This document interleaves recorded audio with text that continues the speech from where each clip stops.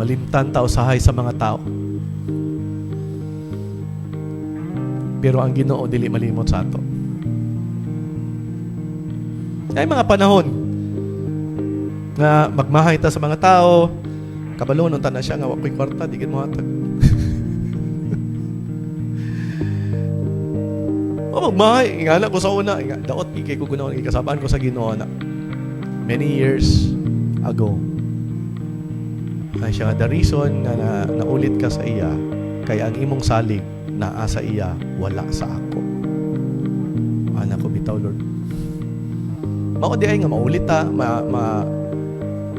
disappoint ta sa tao. Kung natay need, natay expectations nga wala nila nahatag, ma-disappoint ta sa ila because sa akong personal experience, siya akong gitan-aw nga makatabang sa ako, dili na ang Ginoo.